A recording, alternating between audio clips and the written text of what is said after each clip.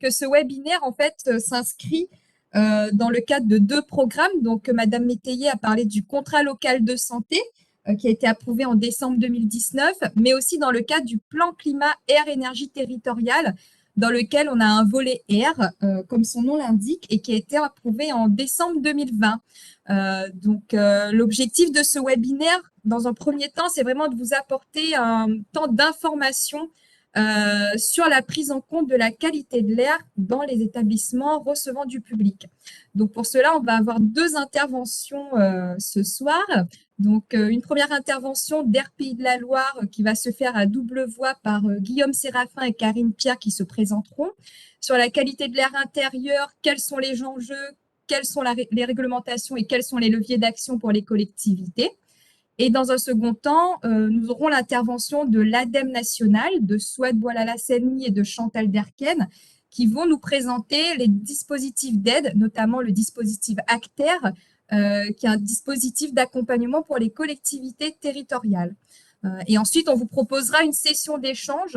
Ce que je vous invite à faire, c'est de ne pas hésiter à utiliser le chat pour poser vos questions, pour qu'on puisse le prendre au fur et à mesure et on aura du coup ce temps d'échange à la fin. Donc, je vais laisser la main du coup à Guillaume Séraphin et à Karine Pierre pour le partage. Et du coup, moi, j'arrête le mien. Je prends le relais. Donc, bonjour à tous, Karine Pierre, RP La Loire. Je suis en charge des thématiques de l'air intérieur depuis 2014 au sein de l'association avec un parcours. Oula, il y a des doubles voix en même temps. On va juste demander à ceux qui ne prennent pas la parole de couper leur micro. Merci beaucoup. Donc, effectivement, je vous disais que j'avais un diplôme avec un master 2 en fait, qui concerne les risques en santé dans le bâtiment et dans les environnements intérieurs, donc que ça soit au sein d'une thématique de l'urbanisme jusqu'à l'échelle du bâtiment. C'est un master qui est dispensé à Angers, rattaché à la faculté de pharmacie. Je suis accompagnée aujourd'hui de Guillaume qui va se présenter parce que je quitte mes fonctions à RP La Loire à la fin du mois. Donc, c'est Guillaume qui prendra le relais sur toutes les thématiques de l'air intérieur. Donc, je vous laisserai entre de bonnes mains et je laisse Guillaume se présenter. Bonjour à tous, alors moi je suis Guillaume Séraphin, je travaille à RPI de la Loire depuis quelques mois maintenant. Donc j'ai une formation qui est plutôt orientée bâtiment, thermique du bâtiment, que j'ai complétée avec un doctorat en qualité de l'air intérieur. C'est pourquoi je suis du coup expert en qualité de l'air intérieur pour RPI de la Loire aujourd'hui. Et donc on va pouvoir parler aujourd'hui de qualité de l'air intérieur. Peut-être tu peux Je partager vais le support, Oui, Guillaume. je partagerai tout de suite le support. Et c'est Karine qui va prendre la première partie de cette présentation. Alors, partager. L'idée, avant d'attaquer le sujet de l'air intérieur de manière brutale, peut-être, c'est de vous présenter donc qui est RPI La Loire. Je ne sais pas si vous nous connaissez tous. RPI La Loire, c'est l'association agréée pour la surveillance de la qualité de l'air dans la région des Pays de la Loire. On a des homologues sur l'ensemble de la France, hein, que ce soit en Bretagne avec Airbrez, ou vous connaissez peut-être plus Air Paris pour la région Île-de-France. On existe tous avec le même format, c'est-à-dire une gouvernance qui est établie avec plusieurs collèges. Déjà, l'État et les représentants de l'État. Donc, j'ai vu Daniel Rivière dans les participants, donc qui représente l'ARS, donc qui est membre d'RPI La Loire. On a l'ADREAL également qui est membre. On a l'ADEME avec, par exemple, la représentation de Souad Bolala. Donc voilà, on a différents services de l'État qui sont membres de chez nous. On a les collectivités territoriales. Donc Saumur n'est pas encore membre d'RPI de la Loire, mais on pourrait l'envisager. On retrouve d'autres territoires membres comme par exemple Angers, Cholet, agglomération, etc.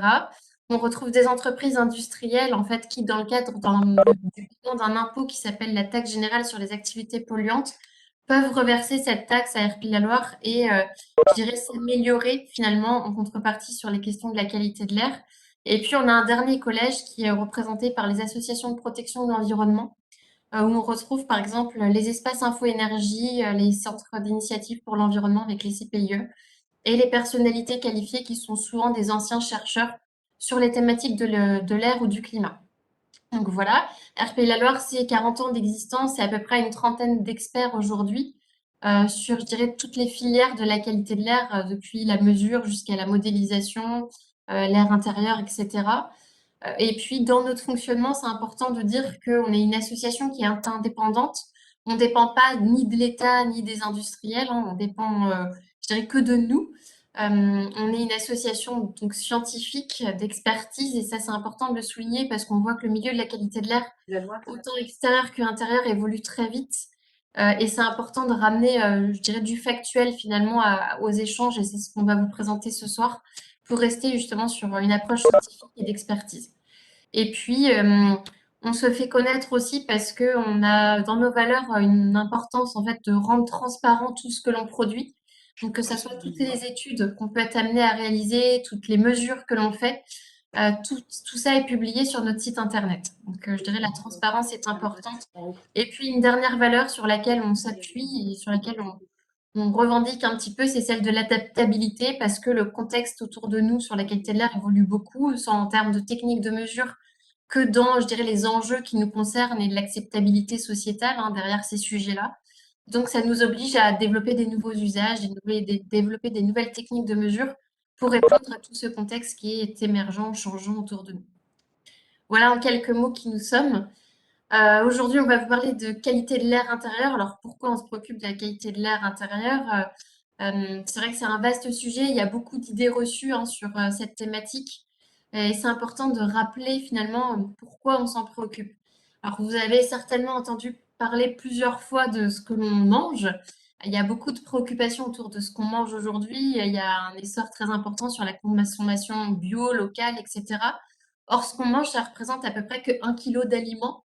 Un individu adulte aussi consomme 2 kilos d'eau par jour et on voit que c'est pareil, on a la possibilité de choisir l'eau qu'on boit, que ça soit de l'eau en bouteille, de l'eau du robinet, etc. Et pourtant, on respire un air qui est de l'ordre de 20 kilos d'air par jour qu'on ne choisit pas. En tout cas, on choisit plus la qualité de l'air intérieur, donc ce qu'on respire, que l'air extérieur. Mais on voit que c'est encore un sujet qui n'est pas très bien traité tant en termes de, je dirais, au niveau des collectivités territoriales que au sein du grand public. Et pour autant, il y a des enjeux qui sont très importants puisqu'on respire à peu près 80 à 90% de notre temps dans des ambiances qui sont confinées en air intérieur. On a des bâtiments qui sont de plus en plus étanches puisque la réglementation thermique, elle évolue elle aussi. On va bientôt parler de la RE 2020 avec, je dirais, une performance énergétique des bâtiments encore plus importante. Donc on a des bâtiments qui sont étanches dans lesquels on utilise de plus en plus de produits chimiques, que ça soit au niveau des matériaux de construction, au niveau des produits ménagers, au niveau des usages de la vie courante. On a des matériaux maintenant qui sont assez nouveaux. On entend de plus en plus parler de, par exemple, carrelage antibactérien, de fenêtres auto-nettoyantes, etc. Et tous ces nouveaux matériaux utilisent des technologies qui n'existaient pas il y a quelques années. On parle de photocatalyse, etc. Et tout ça, bah, ça génère des polluants, de la pollution qui est en fait ajouté à la qualité de l'air, enfin aux polluants qu'on retrouve en air extérieur, qui rentrent dans le bâtiment, qui se multiplient aussi avec, je disais tout à l'heure, les produits d'entretien, les désodorisants, les insecticides qu'on utilise pour les animaux domestiques, pour le traitement des plantes, etc. Donc on se retrouve avec un cocktail de polluants assez significatif en air intérieur qui génère des pathologies respiratoires pour beaucoup et qui génère du coup un coût sanitaire lié à cette qualité de l'air intérieur qui est dégradée, qui représente entre 10 et 40 milliards d'euros par an en France. Donc il y a un véritable enjeu de santé publique sur ce sujet. D'un point de vue sanitaire, on voit aujourd'hui que la pollution de l'air intérieur est responsable de 25 à 30% de maladies allergiques dans les pays industrialisés, comme la France par exemple. Et ça, c'est un chiffre qui est en constante augmentation. Donc, c'est aussi pour ça qu'aujourd'hui, il faut s'en préoccuper. Un des fléaux en air intérieur, c'est la présence de moisissures qui est présente dans 37% des logements. Ça vient du fait qu'aujourd'hui, dans les opérations de construction neuve notamment, il faut aller plus vite sur les chantiers. Du coup, les bâtiments sont parfois mal ventilés. On se retrouve avec des chapes qui ne sont pas toujours séchées. Du coup, beaucoup d'humidité. Et puis, donc, la présence de moisissures, puisqu'elles aiment l'humidité pour se développer. Et ça, c'est responsable d'allergies et d'asthme chez notamment des publics sensibles. On retrouve aussi des moisissures dans les logements existants, hein, pas que dans le neuf, parce qu'on a tout un travail justement sur la rénovation des logements où on va changer les fenêtres, on oublie de mettre les entrées d'air dans les fenêtres et du coup l'humidité va se condenser à l'intérieur des logements et peut générer après la présence de moisissures s'il y a des supports qui sont propices au développement des moisissures. Donc ça, c'est important d'en tenir compte. On parle, dans le cas des moisissures, de composés de polluants biologiques. On a aussi la présence de polluants chimiques à l'intérieur des logements ou des bâtiments qui accueillent des enfants, notamment les écoles. C'est ce qu'on appelle souvent les composés organiques volatiles. Et là, il faut savoir qu'en France, il y a 10% des logements qui sont multipollués, c'est-à-dire qu'on a jusqu'à 8 substances qui sont présentes en concentration assez élevée. Et en fait, finalement, l'enjeu, c'est que il faut diminuer les sources de ces polluants-là parce qu'on connaît l'impact sanitaire d'un polluant. Par exemple, on va connaître l'impact du formaldéhyde, on connaît l'impact de l'acétaldéhyde, mais on connaît peu l'impact de ces molécules qui peuvent avoir des synergies entre elles. C'est ce qu'on appelle les effets cocktails et la synergie entre les polluants. Et ça, c'est encore mal documenté dans la littérature scientifique. Et c'est pour ça que pour se prémunir de ces risques, on va plutôt avoir tendance à se dire qu'il faut limiter les sources de pollution dans les bâtiments qui accueillent des enfants ou des publics sensibles. Il y a un dernier polluant qu'on va traiter aujourd'hui, ce soir, c'est celui du radon, qui est un polluant qui est aussi responsable de cancer du poumon, hein, en France, 3004 cancers par an. Et il y a en fait un effet, je dirais, multiplicateur avec les personnes qui fument, en fait, hein, qui consomment du tabac. On voit qu'en fait, le risque de développement du cancer est multiplié par un facteur assez important lorsqu'il y a conjugaison de exposition au radon et fumée de tabac.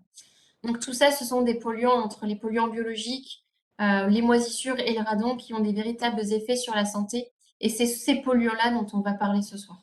Guillaume, je te laisse prendre la main sur la partie Oui, effets sanitaires. donc je vais prendre maintenant la main sur la partie effets sanitaires, effets sur la santé, effectivement. Donc tous ces polluants dont Karine vient de vous parler, ils peuvent avoir des effets qui sont assez différents, selon tout d'abord ben, le type de polluant auquel on est exposé, les maladies qui peuvent être préexistantes, si ce sont des personnes qui sont sujettes par exemple à de l'asthme, à des allergies, ou des enfants qui sont particulièrement fragiles, des personnes âgées. Et il dépend enfin de la dose de polluant qui est reçue. Cette dose, elle dépend elle-même de plusieurs paramètres.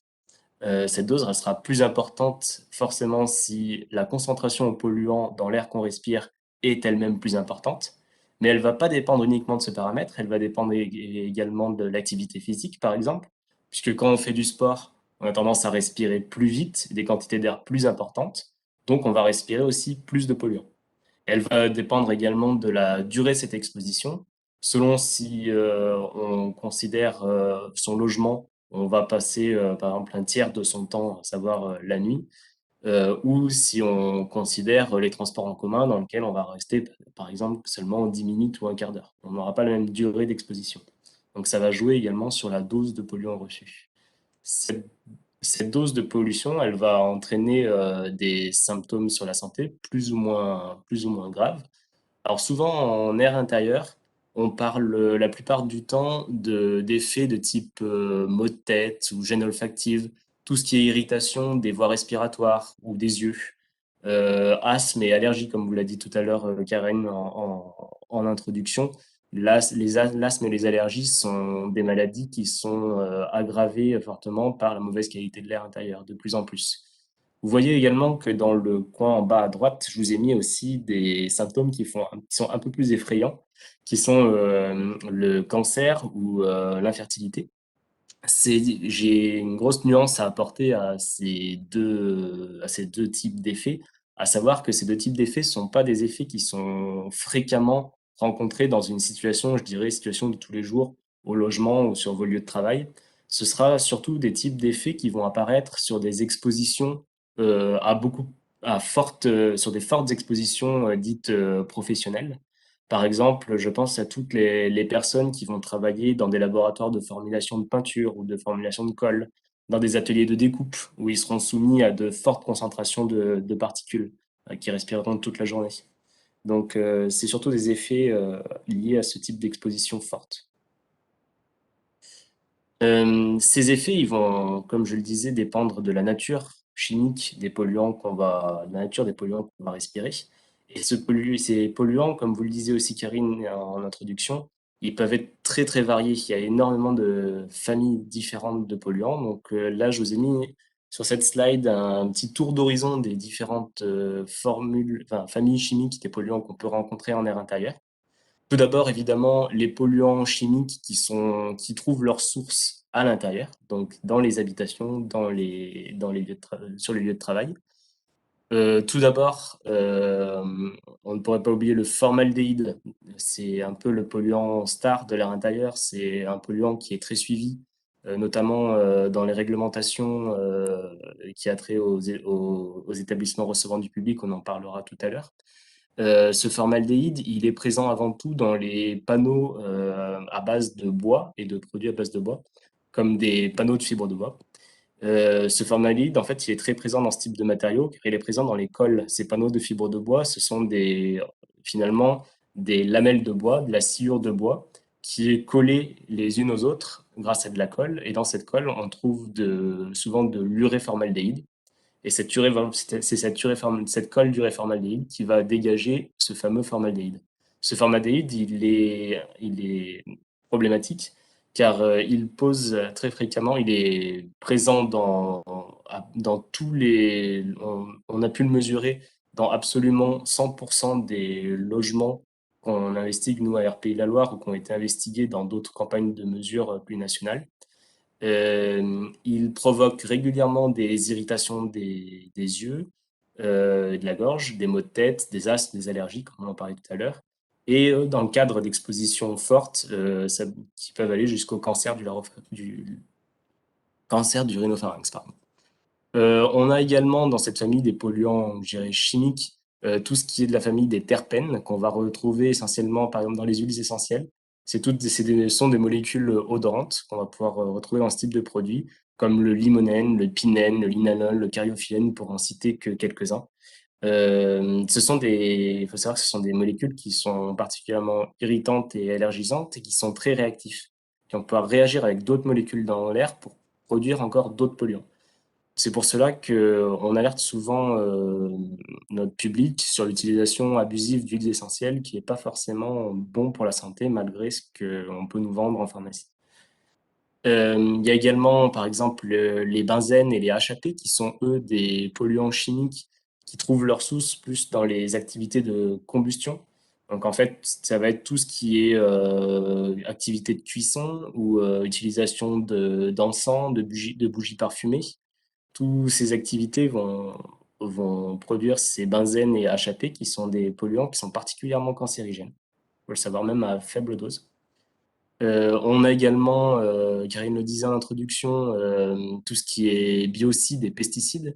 On imagine souvent les pesticides comme des produits qui sont utilisés uniquement dans l'agriculture, mais c'est faux puisque on utilise, nous, des pesticides en air intérieur, dans notre logement ou même sur notre lieu de travail pour tout ce qui est traitement de matériaux, traitement du bois par exemple, traitement d'autres matériaux pour leur vertu fongicide par exemple, sur nos animaux domestiques pour traiter les poux ou toutes sortes de parasites. Euh, on parle aussi des phtalates, donc qui sont des plastifiants et des retardateurs de flamme. Je pense à ces deux dernières catégories, car ce sont des polluants dont on parle de plus en plus récemment, qui sont ciblés pour leur effet perturbateur endocrinien.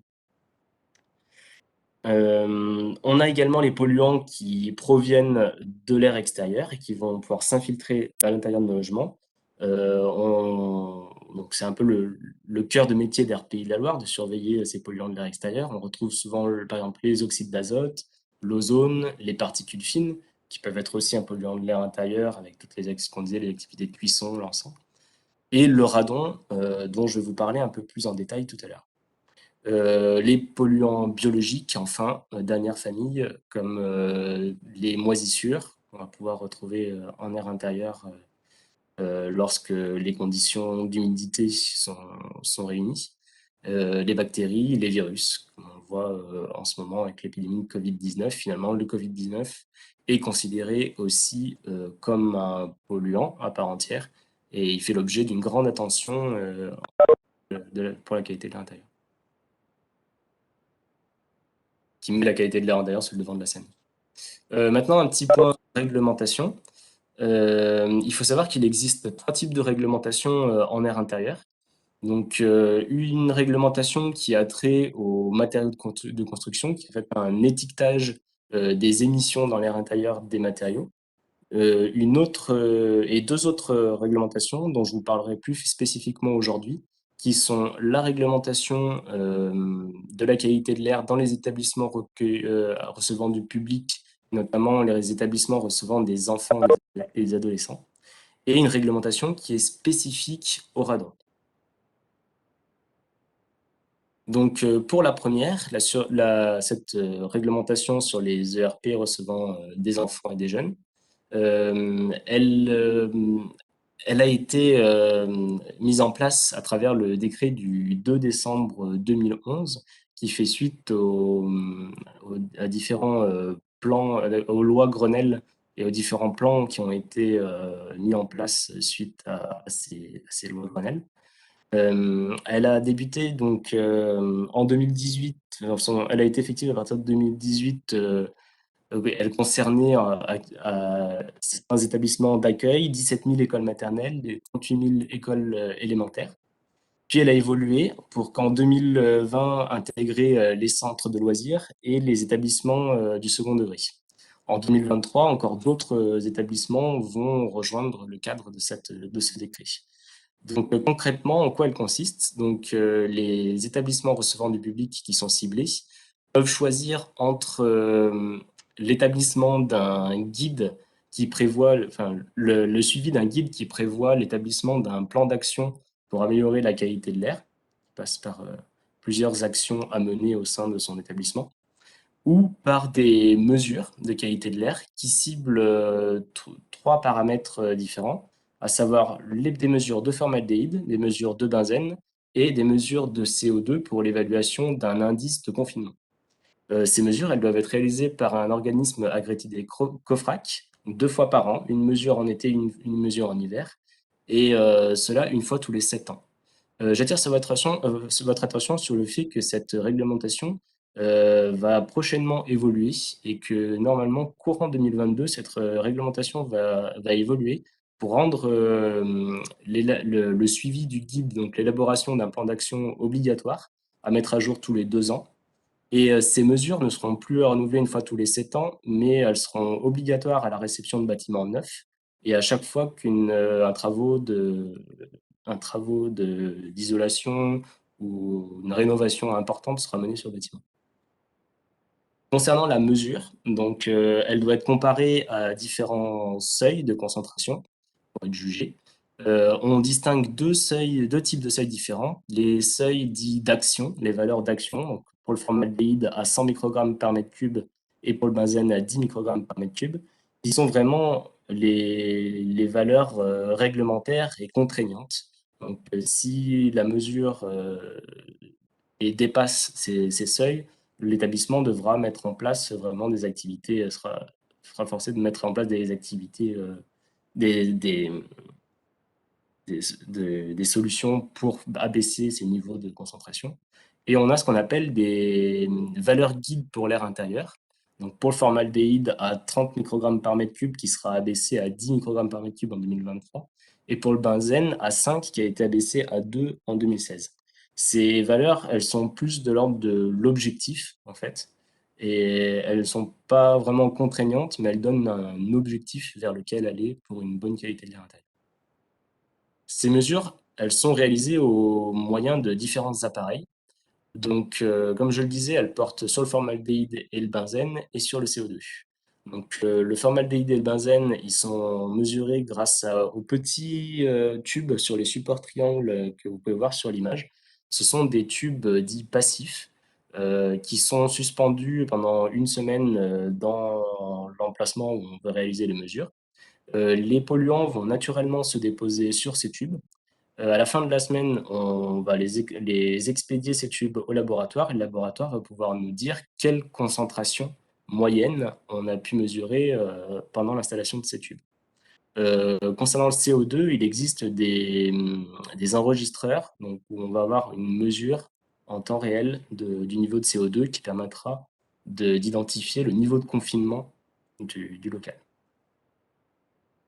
Maintenant, je vais parler un petit peu plus spécifiquement de la problématique du radon, donc, qui est un polluant qui provient des sols, qui provient en fait de la décomposition de l'uranium et du radium en un gaz qui est le radon, qui est particulièrement cancérigène.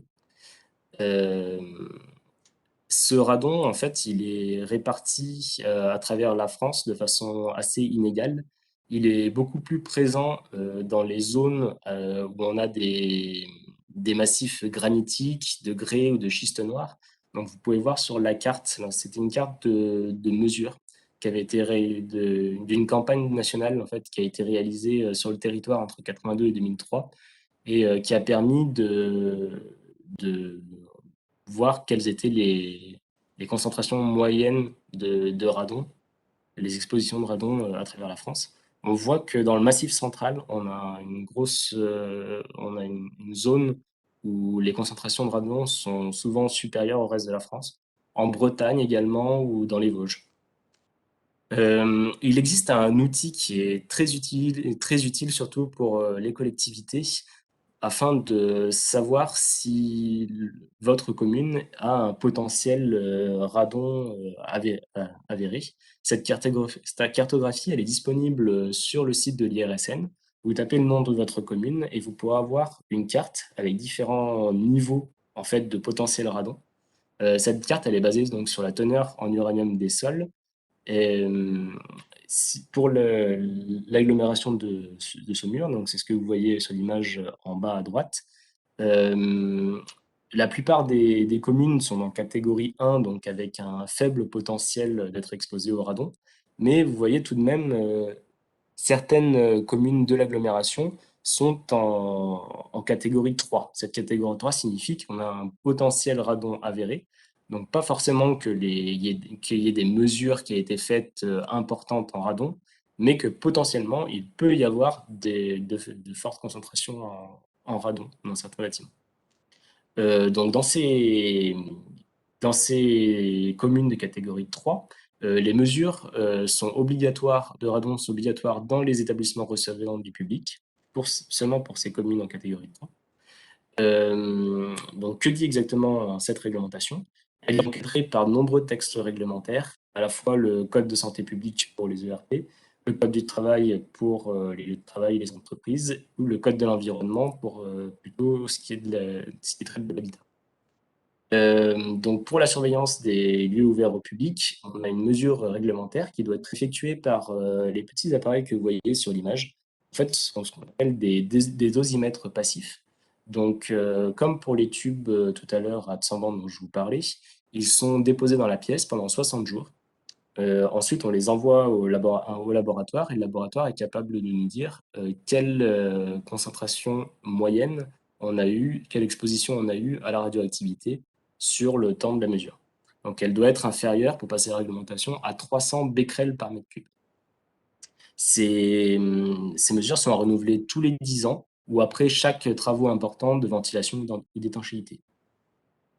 Et l'information lors de la vente ou la location de biens dans ces communes-là doit être indiquée sur l'acte de vente. Donc, quels sont les leviers pour se protéger? Tout d'abord, les leviers qui concernent le radon. Donc, je vais passer assez rapidement. C'est surtout ce qui va être attrait à tout ce qui est comblement de fissures, de passage de gaines en sous-sol, de portes aussi, d'encadrement de portes pour les portes de sous-sol qui donnent sur l'habitat. Des exemples de solutions, ça va être donc de l'étanchéification localisée ou la pose d'une dalle en béton. On peut avoir des exemples de solutions également sur l'aspect ventilation, comme par exemple ventiler plus l'espace de vie ou ventiler de façon importante le sous-sol, quand il n'y a pas de ventilation prévue sur le sous-sol. La mise en place d'une VMC double flux peut aider aussi parce qu'elle permet de ne pas mettre l'espace de vie en dépression et donc de ne pas attirer le radon depuis le sous-sol vers l'espace de vie. Euh, voilà, je passe un petit peu maintenant plus en globalité sur la qualité de l'air dans son ensemble. On parle souvent de 3 leviers qui doivent mettre en œuvre pour réguler la qualité de l'air. Donc, tout d'abord, le contrôle des sources, donc faire attention au choix des matériaux qu'on va utiliser ou des activités qu'on va pouvoir réaliser dans le logement. Pour le choix des matériaux, on peut être aidé par l'utilisation de l'étiquetage tout d'abord réglementaire qui est défini pour les matériaux de construction, qui donne une petite étiquette qui va de A+ à C, qui va pouvoir donner une information sur les émissions des matériaux en composés organiques volatiles. Et également, pour aller un petit peu plus loin, certains matériaux sont labellisés, donc par certains labels comme Nature Plus ou l'Écolabel qu'on connaissait bien, ou EcoCert, qui sont des labels qui vont pouvoir aller un peu plus loin souvent que les objectifs donnés par la réglementation.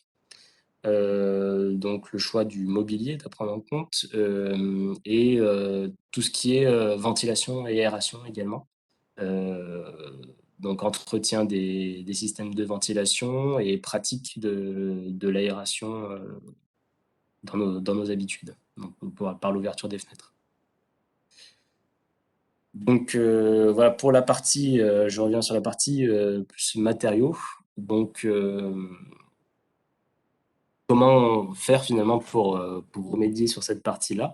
Tout d'abord, prioriser les surfaces en contact avec l'air intérieur, puisque par exemple, si on les, le choix de l'isolant va être moins important que le choix bien souvent de la peinture, car la peinture, elle va être directement en contact avec l'air qu'on va respirer. Donc, les polluants vont passer beaucoup plus facilement de la peinture à l'air qu'on va respirer, plutôt que les polluants qui pourraient être dans une couche plus à l'intérieur du mur, comme l'isolant, par exemple, qui est derrière une plaque de placo, qui est même derrière une couche de peinture. Donc, prioriser vraiment les surfaces en contact avec l'extérieur, les peintures, les papiers peints, les dalles de plafond, les sols. Ne pas confondre matériaux naturels et matériaux sains. Je ne dis pas que les matériaux naturels sont forcément des matériaux qui ne sont pas sains, bien au contraire. On peut facilement avoir les deux et c'est souhaitable. Mais des matériaux qui sont dits naturels, ça ne veut pas dire que ce sont des matériaux qui sont forcément sains.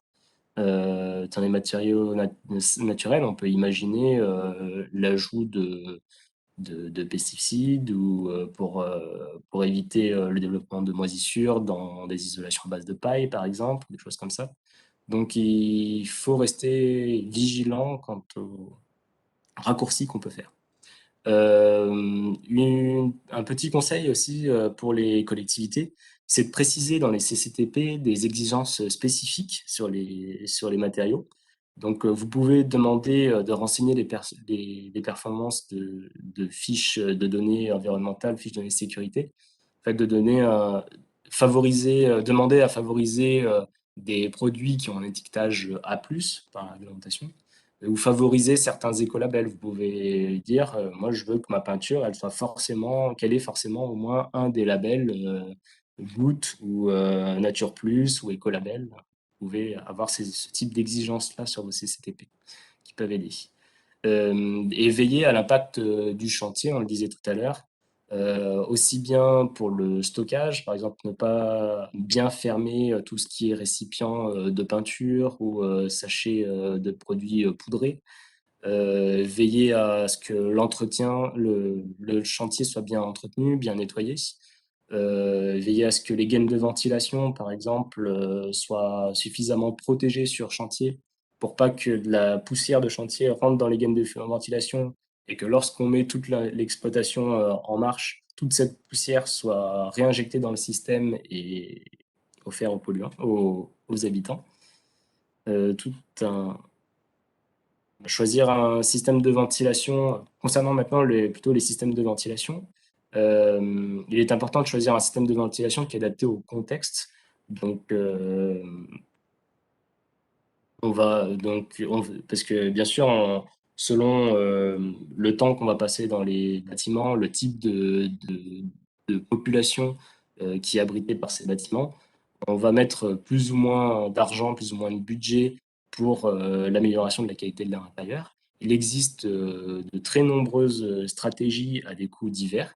Tout d'abord, en premier lieu, il faut toujours penser à l'aération. Ça coûte rien, ou en tout cas un peu de chauffage, mais pas beaucoup. C'est ouvrir les fenêtres assez souvent, au moins 2 à 3 fois par jour, au moins 5 à 10 minutes. Euh, il y a différents types de systèmes de ventilation qui existent. Je vais les parcourir très rapidement. On a des systèmes de ventilation naturelle qui existent et qui étaient très utilisés dans les bâtiments, on va dire, avant les années 70. Des systèmes qui sont souvent plus performants par extraction, par ventilation mécanique, différents types, par extraction, par insufflation, avec chacun leurs avantages, leurs inconvénients. On va dire ce qui se fait de mieux, on a tendance à dire ce qui se fait de mieux en système de ventilation, c'est ce qui est aussi le plus cher, c'est la ventilation mécanique double flux, ce qu'elle permet à la fois de filtrer l'air extérieur et d'imposer des débits de ventilation qui sont suffisants et qui ne seront pas limités,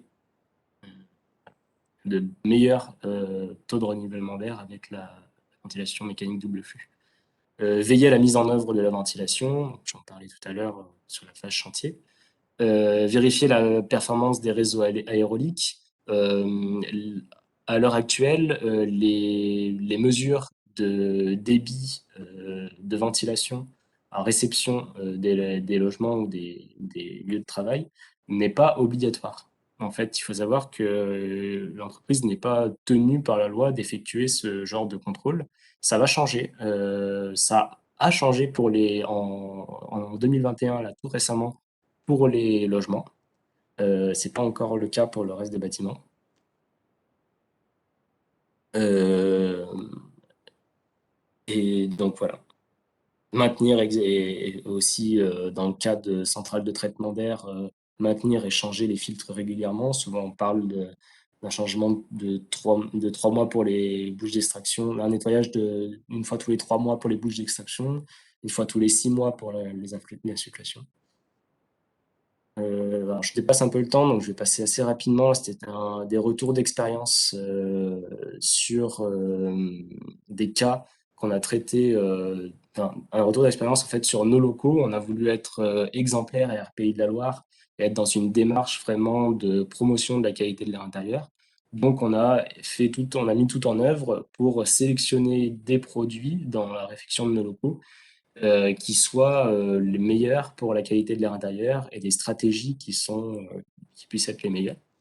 Donc, vous voyez ici rapidement, en phase de chantier clos couvert, on avait donc juste le béton brut euh, en- et les menuiseries qui étaient posées, c'était hors d'eau, hors d'air, comme on dit. On avait forcément très très peu de sources, donc une concentration de formaldéhyde à 2,2 microgrammes par mètre cube qui correspond à la concentration dans l'air extérieur. À partir du moment où on a fait les sols, en fait, on s'est retrouvé avec une mauvaise surprise parce qu'on avait sélectionné des très bons sols en linoléum qui n'émettaient pas beaucoup. Mais le bureau de contrôle, en fait, notre bureau de contrôle nous a demandé d'ajouter une colle à base de résine époxy qui n'était pas prévue à la base et qui a fait augmenter drastiquement nos concentrations en formaldéhyde. Et ça, c'était encore avant d'y ajouter le second œuvre. On est arrivé à la phase seconde œuvre, on avait des concentrations assez fortes en formaldéhyde. On a décidé donc d'appliquer une stratégie de ventilation assez forte. Donc rien qu'avec une ventilation normale, on est retombé à des niveaux acceptables en dessous des valeurs guides de l'air intérieur, 23,2. Et on a voulu faire mieux, donc on a forcé, c'est une pratique que vous pouvez mettre en œuvre dans les bâtiments de vos collectivités, c'est de forcer pendant, on va dire, une semaine ou deux, la ventilation à une vitesse assez forte pour éliminer le plus possible les polluants qui sont présents dans les matériaux. Et on est finalement arrivé à des niveaux assez bas à la livraison de nos bâtiments. Voilà, encore quelques retours d'expérience sur les écoles, avec des mesures de CO2 qui étaient réalisées avant l'installation d'une VMC, donc avec des dépassements du seuil de 1300 ppm ici préconisé. Fort dépassement, on voit bien la présence des occupants, des élèves pendant les phases de cours avec 2 pics qu'on voit ici. Après l'instauration d'une VMC, vous voyez que les niveaux ont beaucoup baissé. Donc on est toujours en dessous des seuils, même pendant la présence des occupants, ce qui prouve bien l'importance de la ventilation pour préserver la qualité de l'air intérieur. Ça, je passe assez rapidement. Voilà. Pour aller plus loin, vous pouvez également consulter différents guides qui peuvent vous aider pour faire des choix sur les matériaux à utiliser ou les pratiques de ventilation à utiliser pour vos projets. Donc, il existe un guide qui s'appelle le guide Construire Smile. Vous trouverez ici sur ces diapositives plusieurs guides pour vous aider. Voilà, j'ai fini pour ma part. Si on a un petit peu de temps, je vais peut-être laisser la parole à Karine pour vous présenter les activités partenariats. Vous me dites si on a le temps ou pas. Merci en tout cas pour votre écoute. Merci, merci beaucoup, Guillaume. Alors, on a dépassé un petit peu l'heure. Est-ce qu'éventuellement, on peut voir le volet partenariat plutôt en conclusion sur les suites à donner, Karine, Il n'y a aucun problème, bien au contraire. pour laisser quand même assez de temps à l'ADEME pour faire la présentation. Donc, je vous laisse la main, Madame Boilala. Je partage.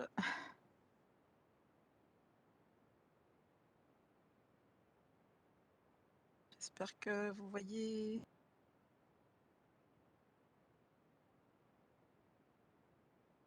Vous voyez la présentation? On voit la présentation. Alors j'essaie de la mettre en diaporama. Voilà, vous la voyez là? C'est bon. Parfait. Alors bonsoir plutôt à toutes et à tous. Donc je me présente, je suis Swat Boilala Selmi, je travaille à l'ADEME nationale, donc sur le site de Montrouge, site pas loin de Paris. Et je suis au sein du service qualité de l'air. Dans la direction ville et territoires durables. Donc, je suis plus, impliquée sur les aspects, air intérieur, donc sur tous les appels à projets de recherche, liés à l'air intérieur, donc je suis beaucoup de projets de recherche. Également dans le cadre de l'appel à projet ACTER que je vais vous présenter avec, ma collègue, Chantal Derken, sur l'aide aux collectivités, puis également sur d'autres projets, il peut m'arriver d'animer des webinaires, pour les conseillers du réseau FAIR, ou autres cibles. Également en aide avec en appui parce qu'on lors de la valorisation de ces projets de recherche ou autres études, bon ben, il y a des outils qui sont mis en place par l'ADEME de communication. Et également, je suis impliquée, dans le cadre d'une sorte de management de la qualité de l'air intérieur, qui s'appelle ECRIN, qui n'est pas un label, mais c'est un engagement à construire pour un air intérieur sain, qu'on va déployer, courant 2022, auprès de tous les centres de ressources. C'est dédié pour les maîtrises d'ouvrage ou maîtrises d'œuvre, pour intégrer la prise en en compte la qualité de l'air intérieur, de la conception à la réception du bâtiment ou lors de rénovation. Donc voilà, mais c'est un autre on pourra faire un autre webinaire sur ce sujet, parce que c'est pas l'objet de notre présentation d'aujourd'hui. Donc là, je vais faire un focus, sur cet appel à projet ACTER, donc l'objectif est d'identifier les freins et les leviers d'action, techniques, organisationnels ou juridiques pour les collectivités. Voilà, passage à l'acte pour améliorer, la qualité de l'air, et ça concerne plusieurs domaines, hein. Ça peut être l'air intérieur, l'air extérieur. Je laisserai, Chantal présenter plus globalement, l'appel à projet ACTER. Donc quels sont les projets soutenus, dans le cadre de cet appel à projet? Donc une cartographie, non exhaustive des lauréats, ACTER en QAI, donc en qualité de l'air intérieur. Donc nous avons pas mal de projets, sachant qu'il y a eu, ce sont des projets d'études ou des projets avec la R&D, recherche et développement. Depuis 1 an, les projets R&D ne relèvent plus de l'appel à projet ACTER. Donc en fait, R&D, ça veut dire qu'il y a un laboratoire ou voilà, un institut de recherche qui aidait la collectivité et c'était lui qui est en tête de projet, qui aidait la collectivité à mettre en place des actions. Dorénavant, ce ne sont uniquement que des études hors R&D parce que l'aspect R&D relève d'un autre appel à projet qui s'appelle Acacia. Donc quelques projets, oui, je reviens sur ma cartographie. En jaune, ce sont surtout des appels à projets qui concernent les écoles. Alors les collectivités, ça peut être comité de communes, ça peut être une agglomération, une ville, ça peut être des conseils régionaux, ça peut être des conseils départementaux. Voilà, c'est toute collectivité sous toutes ses formes. Et on a beaucoup quand même, la majorité des appels à projets ont porté sur les écoles, hein, les ERP, écoles, lycées, collèges. On a quelques projets sur Brest Métropole, c'était sur la prise en compte de la rénovation, lors de la rénovation de la qualité de l'air intérieur, en plus de la prise en compte énergétique. Le projet Molder, qui a été mené en partenariat avec l'université donc de Caen, il y avait l'ARS Normandie qui est impliquée également. C'est sur tout ce qui est moisissure dans les logements, prendre en compte et faire des indicateurs sur les moisissures. Par ailleurs, après, il y a le Presqu'Herbat, c'est sur la prise en compte de la qualité de l'air dans la construction d'un bâtiment dans le cadre des JO 2024 olympiques, parce que c'est sur des sites où il y aura les JO. Donc, je vais vous faire un zoom donc, sur quelques projets Acter qui remontent à 2014, hein, 2014 jusqu'à ce jour. Il y aura un futur appel à projet que va vous présenter Chantal. Donc, rapidement, l'avantage des appels à projet Acter, c'est que ça permet de mettre différents élus et différents comités techniques, j'allais dire les affaires scolaires, dans le cadre de tout ce qui est école ou lycée, les affaires scolaires, les services techniques, les services de la santé, qui se mettent autour de la table pour parler de la thématique et de la prise en compte de la qualité de l'air intérieur. Et souvent, lors de COPIL, ça permet d'avoir des échanges fructueux et de réunir ces différents, que ce soit au niveau élu ou technique, sur une thématique et d'échanger sur ce sujet, chose peut-être que les services techniques ne le font pas par ailleurs.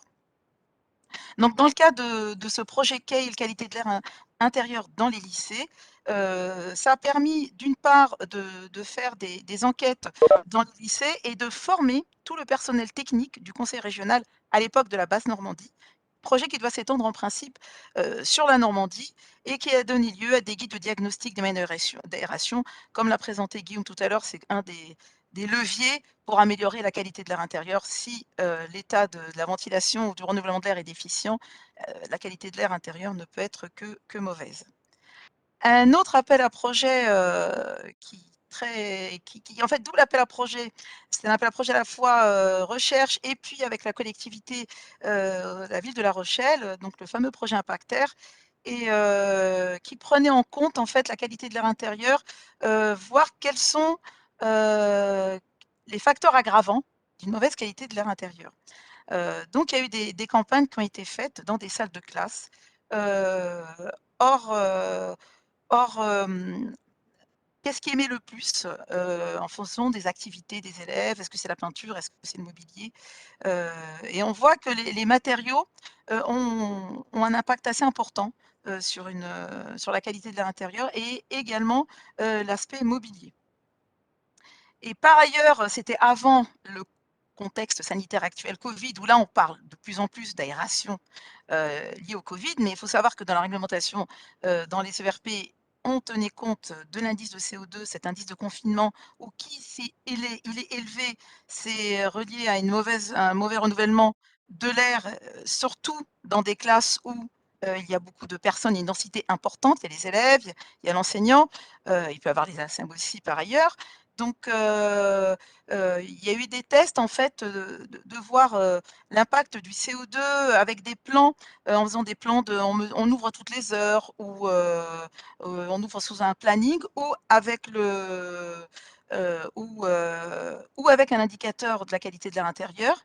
On voit que ce qui impacte le mieux, qui fait prendre conscience à l'enseignant, c'est vraiment l'indicateur lumineux de CO2. Donc on l'a prouvé déjà en 2016, cet indicateur CO2 au sein des classes, qui a un impact important, parce que c'est là où ça permet de prendre conscience, faire prendre conscience à l'enseignant, et ça peut être aussi pédagogique avec les élèves, d'ouvrir la fenêtre quand on peut. Quand on peut le faire, mais voilà, il faut surtout en cette période de Covid. Mais même avant le Covid, il est important, et même si le Covid y part, et c'est ce qu'on souhaite, il faut tenir cette habitude d'aérer régulièrement les salles de classe. Un autre projet que je vais vous présenter, je vous ai mis à dans chaque projet, quand ils sont mis en ligne sur le site de l'ADEME, le lien hein, pour avoir des informations. Un projet plutôt R&D, celui-là, c'est le projet Trousser. Quelle fourniture portée avec la ville de Grenoble, quelle fourniture pour une meilleure qualité de l'air, parce que dans tous le nombre d'élèves, il y a une quantité importante de matériel, de fournitures scolaires qui sont utilisées. Donc ce projet a permis, en lien avec le bureau d'études médicaux et avec le CSTB, de faire des mesures des émissions de différents types de fournitures scolaires. Et ça a permis à la ville de Grenoble de mettre en place, dans le cadre d'un cahier des charges, des précisions. Qu'est-ce qu'on veut comme type de fournitures scolaires les moins émissives possibles, en faisant appel à certains labels, chose qui n'est pas évidente. On ne trouve pas aisément des labels dans les fournitures scolaires, mais voilà, en mettant des préconisations, donc dans le cadre d'appel d'offres pour les fournitures scolaires pour la ville de Grenoble. Il y a eu lieu des affiches et des guides, choisir des fournitures scolaires sans risque pour la santé. Donc voilà, je vous ai mis le lien si vous êtes intéressé par la démarche et par vous en inspirer. N'hésitez pas. Il y a un autre projet qui a été porté par la ville de Saint-Nazaire en RPI, et avec le soutien de RPI de la Loire qui a travaillé sur le sujet. L'objectif, c'était de voir l'impact du transfert air extérieur, air intérieur dans les salles de classe. On sait que Saint-Nazaire, il y a des industries, hein, il y a la zone portuaire qui peut être émettrice. Et donc, il y a eu des mesures de qualité de l'air intérieur à l'intérieur des salles de classe, à l'intérieur de la cour. Et on voit que le transfert passe aisément, les polluants passent aisément, ça a été prouvé dans d'autres études aussi. Un transfert important donc, des polluants rencontrés donc, en air extérieur qui rentrent dans les classes s'il n'y a pas un système de ventilation ou un filtre double flux, un système de filtre double flux. Mais peu d'écoles en ont, ou peu d'établissements scolaires en ont. Donc ça a donné lieu à des gestes, à des fiches, hein, choisir la bonne installation, des bons comportements, bien entretenir son système de ventilation. Donc voilà, et vous pouvez donc vous en inspirer également, hein. Je vous ai mis le lien sur ce rapport. Un autre projet en cours qui est très intéressant, c'est le projet Perso, qui est porté avec le CSTB et la ville de Paris, qui porte sur la qualité de l'air dans les gymnases, hein. On va faire un petit focus sur les salles de sport. Pourquoi? Parce qu'il y a une forte augmentation du nombre d'infrastructures qui pratiquent de sport en indoor.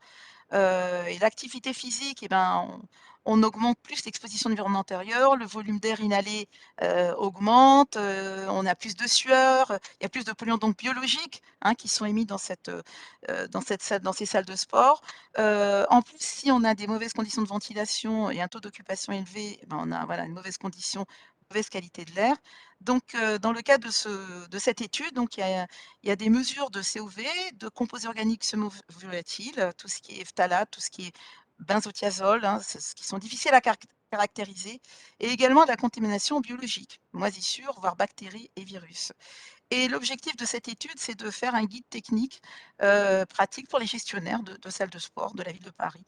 Donc voilà, on publiera dès que le rapport sera publié, bien sûr, on vous le diffusera. Vous pourrez y prendre connaissance. Donc voilà, les objectifs principaux, c'est d'abord un protocole de mesure adapté à ces lieux, parce que c'est un peu différent des salles de classe. La rédaction d'un guide de bonne pratique hein, pour l'usage d'un gymnase, en intégrant des critères de gestion de la ventilation à destination des gestionnaires de ces bâtiments. Et également, on prend de plus en plus en compte les clauses spécifiques des cahiers des charges techniques, hein, parce que les collectivités sont amenées à faire des appels d'offres. Et il y a peu de choses justement sur la qualité de l'air intérieur. Donc, beaucoup de projets acteurs. Voilà, il y a le projet Trousser de tout à l'heure. Et il y a tout ce qui est dans la construction, choix des matériaux, etc., à prendre en compte donc, dans le cadre d'une construction de rénovation des salles de sport. Et également, il y a un modèle prédictif qui est prévu dans le cadre de ce projet. Un autre projet, c'est Aérer, respirer avec la communauté d'agglo d'Épinal, qui a une prise en compte globale de la qualité de l'air intérieur par les collectivités. Et l'objectif, pareil, c'est de faire des guides ou des préconisations pour différentes cibles, pour le public scolaire, pour les agents des collectivités et des élus du territoire qui ne disposent pas de services techniques. Et pour le grand public aussi, en cas de rénovation. Donc il y a différents conseils, différents guides, différentes choses qui sont prises, qui sont présentées dans le cadre de ce rapport. Il y a également un bilan de différentes, enfin, un bilan de différentes choses qui existent dans la phase chantier, etc., prise en compte de la qualité de l'air intérieur. Il y a eu un benchmark qui a été mis en place dans le cadre de cette étude. Et il y a eu aussi la collaboration d'Atmo Grand Est dans le cadre de, on peut voir que dans certains, voilà, les projets acteurs, les ASCA sont souvent partenaires sur ces projets. Et puis, je voulais vous parler hors acteurs du guide écolaire ADEME qui est paru il y a quelques années, mais peut-être que vous en avez déjà entendu parler, mais c'est un guide donc, qui est dédié à différentes cibles dans les collectivités, qui est dédié aux décideurs, qui est dédié aux services techniques des bâtiments, aux bureaux d'études, aux services achats et également au personnel des établissements. Donc, il y a deux guides, un guide de diagnostic et un choix des produits d'entretien. Et il y a des fiches pratiques sur la réglementation qui va être bientôt obsolète, comme l'a évoqué Guillaume. Il y aura une nouvelle réglementation en principe qui sera mise en place courant 2022, qui rentre dans le cadre du plan national santé-environnement 4, dont la qualité de l'air intérieur est un élément phare de ce plan national de santé-environnement. Et différentes fiches, qualité de l'air intérieur et santé des enfants, aération. C'est vraiment dédié aux collectivités. Donc, si vous ne le connaissez pas, n'hésitez pas à regarder. Et puis voilà, chaque fiche est spécifique selon la cible. Et oui, également, bien sûr, tout lire. Donc, pour en savoir plus, il y a différents bilans des éditions d'Actère qui ont lieu en dehors des rapports dont je vous ai mis les liens. Et peut-être que Chantal va en parler, mais il y a une biennale à l'ADEME le 29 mars et 30 mars dédiée aux collectivités. Il y aura donc une après-midi sur la qualité de l'air intérieur, qualité de l'air, pardon, tout court, le 29 mars après-midi. Ça sera à Angers, c'est pas très loin en plus. Donc, peut-être que Chantal, tu vas en parler. Et puis, bon, bah, je vous ai fait le lien pour candidater, mais je vais passer la main à Chantal qui va vous en parler un peu plus sur ce sujet. Et voilà, je vous remercie pour votre attention. J'espère que je n'ai pas été trop vite, mais voilà, j'ai essayé de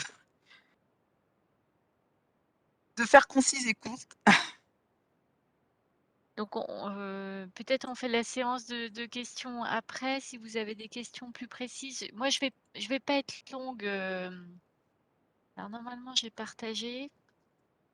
Voilà, pour vous dire que les études que vous a présentées Swad à l'instant ont donc été soutenues par ce dispositif qui s'appelle Acter et que nous lançons chaque année. Donc, c'est un dispositif où les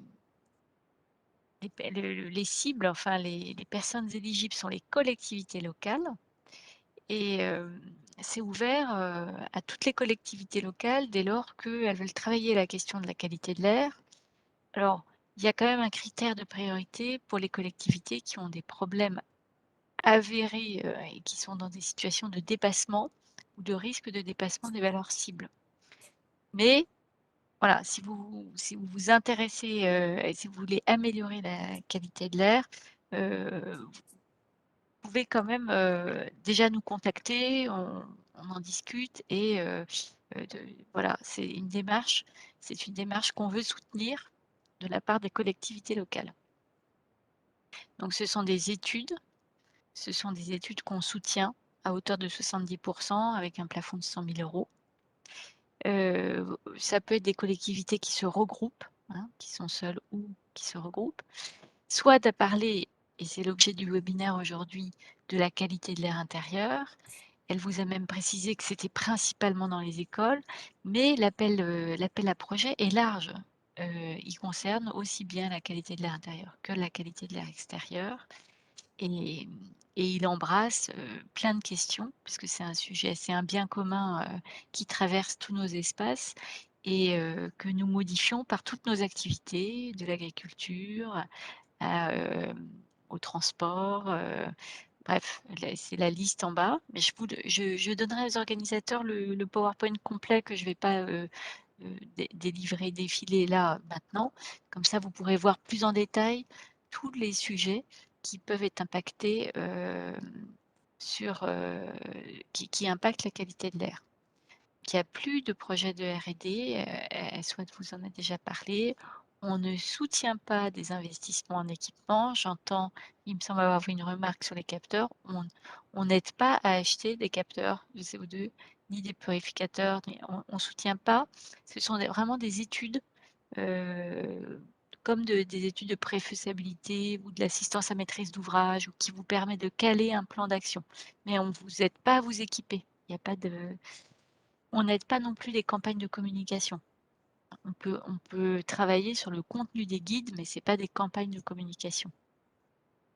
Après, on aime bien aussi que les opérations soient transposables, hein, parce que comme l'a fait SWAD, vous voyez, toutes les opérations donnent lieu à des rapports qui peuvent être utilisés par d'autres collectivités. L'idée, c'est de faire circuler toutes ces informations et que d'autres collectivités se réapproprient les résultats le plus facilement possible. Voilà, et ça ne peut pas se résoudre non plus à une campagne de mesure. Il faut que ça donne naissance à un plan d'action. Et là, je finis là-dessus. Ça, c'est les dates importantes. On va ouvrir l'appel dans 15 jours, le 3 février. Vous pouvez y accéder par la plateforme maintenant qui régit tous les appels d'offres de l'ADEME, aussi bien les appels régionaux que les appels nationaux, qui s'appelle agirpourlatransition.adem.fr. Donc notez bien cette adresse et à partir du 3 février, je l'espère, peut-être le 4 ou le 5 si on est un peu à l'amour, ce qui arrive parfois, mais tout début février, c'est promis, il y aura cet appel en ligne. Et vous verrez la lecture d'un cahier des charges qui décrit les études éligibles, des références. Vous avez déjà toutes les références que vous a données soit des études. Il y a aussi des documents qui vous présentent d'autres exemples d'études encore. Voilà, et vous pouvez toujours, on a une adresse mail générique qu'on regarde tous les jours ou tous les 2 jours pour essayer d'être réactif face à vos questions. Voilà, et je rends l'antenne. Je rends l'antenne, comment je fais? Je suis perdue. Merci beaucoup à vous pour l'intervention qui était très, très complète. Je pense qu'il va y avoir quelques questions. On a déjà une première question donc, Voilà. de Monsieur de Boutré, de la commune de Saint-Macaire-du-Bois, qui demande qu'en est-il de l'obligation ou de l'incitation à équiper nos écoles de lecteurs de CO2? Je peux prendre la main si vous souhaitez, Karine. Il n'y a pas d'obligation aujourd'hui à équiper les écoles en capteurs avec des capteurs CO2. Il y a une incitation, par contre, notamment en lien avec le Covid. Et il y a actuellement une aide aussi, en fait, qui est à disposition des collectivités pour acheter des capteurs de CO2 dans les établissements scolaires. Et RP de la Loire va produire une note là prochainement qu'on mettra sur notre site internet, justement pour aider les territoires, les collectivités à bien choisir des capteurs CO2, à savoir où les placer. Et puis, il y a aussi de l'information sur le lien entre le Covid, le CO2, la qualité de l'air intérieur au sens général. On pourra vous faire passer le lien pour consulter cette note. Et peut-être qu'il y a même des capteurs CO2 qui sont pas de super bonne qualité. J'imagine qu'il y en a qui profitent de la situation aussi, peut-être pour vendre des produits pas forcément qualitatifs. Il y a plusieurs types de capteurs, hein, mais effectivement, il y a un peu de tout sur le marché. Il y en a certains qui sont étalonnables, d'autres non. Il y en a certains qui sont avec des LED lumineuses. Et effectivement, il y a un côté pédagogique hein, derrière la présence des LED. Donc tout ça, ça peut aussi jouer dans le choix du capteur. Et c'est pour ça qu'RP La Loire a fait une note pour aider les territoires, les collectivités à choisir les bons capteurs. Mais c'est pas le capteur le plus compliqué quand même. Je pense que Non. c'est les capteurs quand même où on trouve quand même pas mal de bonne qualité du moment qu'ils utilisent la méthode infrarouge, par exemple. Il y a une norme de mesure. C'est pas voilà, c'est pas par rapport à d'autres capteurs, où ça peut, bouger, enfin sur plusieurs années, voilà, ou comme dit, Karine, bon, il vaut mieux bien Exactement, c'est sûr une les mesure qui est assez fiable. voilà.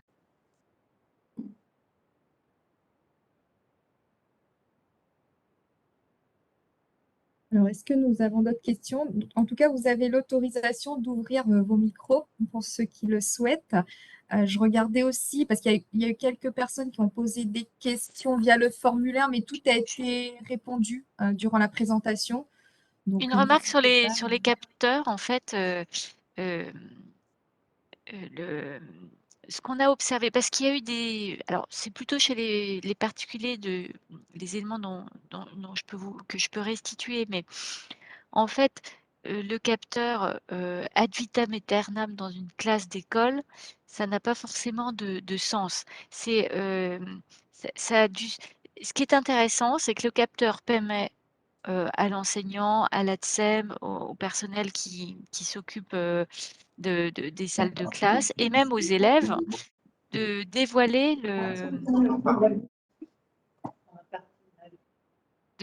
le sujet. Donc, ils se rendent compte que le CO2 augmente, etc.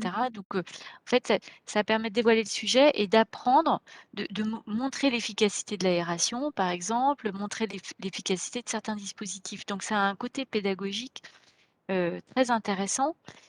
Et donc, c'est intéressant d'en avoir s'il y a des nouveaux enseignants, etc. Mais une fois qu'ils ont compris, entre guillemets, ça aide à faire passer un certain nombre de pratiques, mais c'est pas forcément la peine de le laisser tout le temps. Enfin, après, c'est une question de budget, hein, mais et nous, on n'est pas non plus. Enfin, il faut aussi penser que les capteurs, c'est des ressources, etc. Donc, multiplier, aller mettre des capteurs dans toutes les pièces de la vie des gens, c'est pas un monde futur technologique très durable en quelque sorte. Vous voyez ce que je veux dire? Il faut trouver la bonne mesure. Euh, ça, ça a une vraie portée pédagogique en termes d'apprentissage, de dévoilement du sujet, parce que surtout avec les diodes lumineuses, là c'est intéressant, les gens voient qu'il y a un problème, on voit que des pratiques peuvent améliorer, du coup ces concentrations en CO2. Donc c'est vraiment intéressant, mais c'est pas forcément me semble-t-il, la peine d'équiper toutes les salles tout le temps. Voilà. Ça peut Euh, tourner, par exemple. Daniel Rivière de l'Agence régionale de santé, je confirme ce que vous venez de dire, parce que nous avions fait des campagnes de prévention sur le radon il y a quelque temps, enfin dans les zones où il y avait beaucoup de radon, et le fait d'utiliser un capteur de CO2, ça avait permis aussi de faire prendre conscience des conséquences d'une isolation qui a été mal gérée, avec des teneurs très élevées en radon, mais également on était monté dans certaines salles de classe à plus de 5000 ppm en CO2. Et le fait de le montrer, mais de façon pédagogique, ponctuelle, ça faisait prendre conscience aux chefs d'établissement de l'importance de maintenir une qualité d'air renouvelée, ne serait-ce que pour assurer une bonne concentration des élèves pendant les interrogations, etc.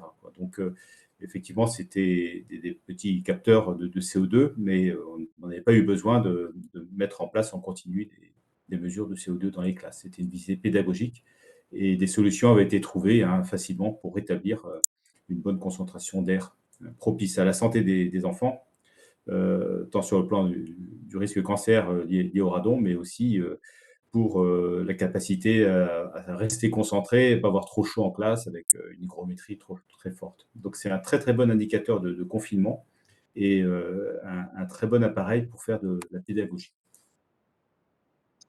C'est une question, donc Thierry Papot de Vernantes. On parle beaucoup des jeunes, on parle des sportifs, mais on ne parle pas des EHPAD et des anciens. Alors, il y a une réglementation sur les EHPAD où à partir de 2023, ils devraient faire des mesures dans les EHPAD. La réglementation, il y a le CSTB, l'OQI, plus précisément l'Observatoire de la qualité de l'air intérieur, fait des pré-campagnes pour évaluer les polluants cibles. Est-ce que voilà, on ne va pas réitérer peut-être la même chose que dans les ERP, dans les écoles. Donc voilà, je ne sais pas si la date de 2023 est toujours sera effective, mais ils sont prévus. Les EHPAD sont prévus. D'accord, merci.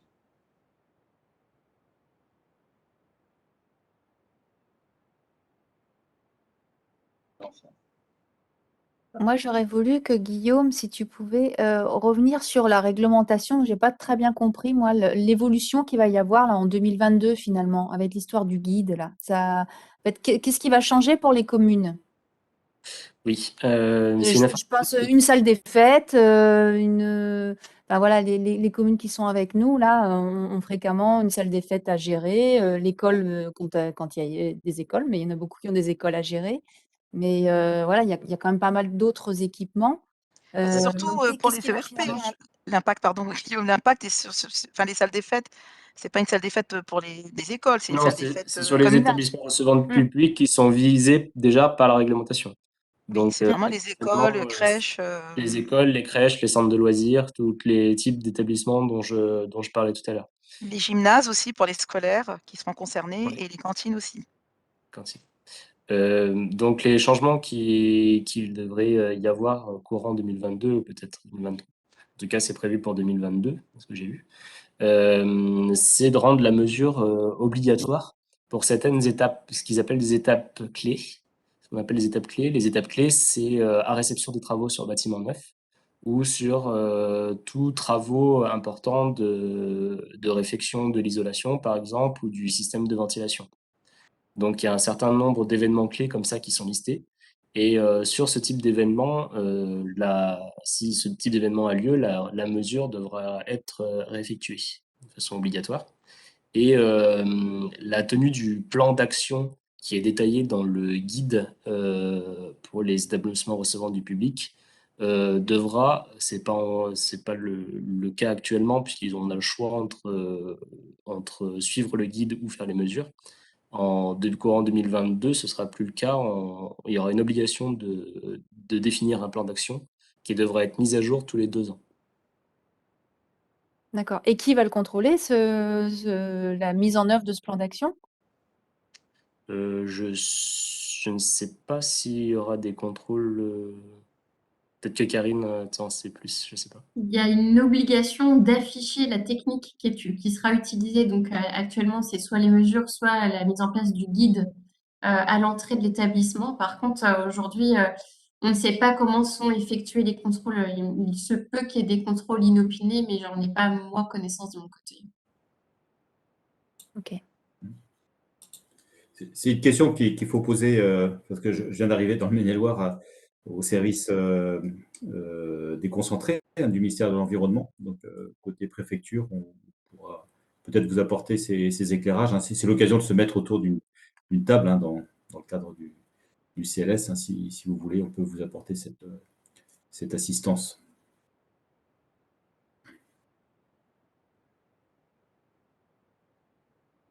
Est-ce qu'il y a d'autres questions parmi les participants? Ils sont drôlement sages ce soir, hein. Ça devait être tellement complet que du coup, il n'y a plus de questions. Je peux proposer du coup, comme il reste un peu de temps, Karine, si tu souhaites finaliser avec la présentation d'accompagnement d'RP de la Loire, ça pourra peut-être amener d'autres questions. Oui, pas de souci. En quelques mots, en fait, pour le territoire de Saumur, vous avez la possibilité d'adhérer à RP la Loire. Ça permet, je dirais, qu'il y ait un rapprochement entre nos structures et que du coup, on puisse vous accompagner peut-être plus précisément sur les questions de qualité de l'air, donc tant extérieur que air intérieur. Hein. Du coup, l'adhésion, en fait, elle se fait au niveau de l'EPCI et non pas au niveau des communes. Hein. C'est bien l'EPCI qui adhère pour l'ensemble des communes de l'agglomération. Ça représente 14 700 € à l'année et ça permet un certain nombre de valorisations. On parlait tout à l'heure de l'appel à projet Acters, on a une bonne illustration puisqu'aujourd'hui, pour les territoires qui sont membres de chez nous, on aide les collectivités à rédiger les réponses techniques et financières pour l'ADEME. Parce que parfois, les collectivités n'ont pas toujours, je dirais, soit les ressources en termes de disponibilité en temps, ou je dirais les compétences techniques pour répondre aux appels à projets, malgré la volonté de pouvoir avancer sur cette thématique. Et dans ce cas-là, RP Lalor se tient à disposition pour construire tout le mémoire technique qui est à rédiger. Ça, c'est un premier sujet. On intervient aussi dans le sens du partenariat pour vous mettre à disposition des données pour réaliser les diagnostics des plans climat, air, énergie, territoire. Donc, c'est vraiment le diagnostic du territoire pour comprendre où sont les enjeux vis-à-vis plutôt de la qualité de l'air extérieur. Est-ce que ça vient de l'agriculture? Est-ce que ça vient du résidentiel? Est-ce que ça vient des mobilités? Tout ça, ça vous permet finalement de mieux rédiger les plans d'action spécifiques au territoire à l'échelle des communes. Et puis, il y a après un certain nombre d'autres actions, comme le fait qu'on puisse intervenir pour faire des sensibilisations sur le territoire. Donc là, ce soir, c'est un petit peu ça via ce webinaire. Mais si vous avez besoin qu'on intervienne pour les scolaires, pour des événements autour de la semaine du développement durable, la semaine de la journée qualité de l'air, par exemple, on intervient donc gratuitement sur le territoire pour venir sensibiliser les publics, que ça soit, donc je disais, scolaire, grand public, ça peut être aussi certains professionnels, ça peut se faire au sein de la collectivité d'ailleurs. Et puis on intervient alors aussi dans le cadre d'un financement qu'on a avec l'ARS, lié au CEPOM, un contrat pluriannuel, pour former les agents publics sur certaines thématiques, dont notamment la thématique de la qualité de l'air intérieur. Le but, c'est vraiment de rendre autonomes les agents publics pour concevoir, pour avoir une meilleure approche, une meilleure façon d'intégrer la qualité de l'air intérieur dans les opérations de construction de bâtiments, voire de rénovation. Voilà, donc c'est différents services qui sont permis dans le cadre de l'adhésion. Et puis après, j'en parle brièvement, mais il y a tout le côté veille réglementaire, veille technique. En gros, dès l'instant où vous vous posez des questions sur la thématique de la qualité de l'air, et là encore, je rappelle, air extérieur, air intérieur, ça peut être aussi sur le sujet des odeurs. On intervient donc pour répondre à vos questions, pour challenger les différents plans que vous pouvez mener sur les territoires, donc les plans locaux d'urbanisme, les plans de déplacement urbain, les PCAET, etc. On est vraiment votre acteur pour vous aider sur le sujet. Voilà, en quelques mots. Merci beaucoup, Karine, pour ces précisions. J'aurais une petite question. J'ai pris la réunion en cours. J'étais en réunion avant, à bisous, sur la commission économique. Juste est-ce que vous avez évoqué le problème du mobilier au niveau des constructions avec l'école, les produits qu'ils emploient?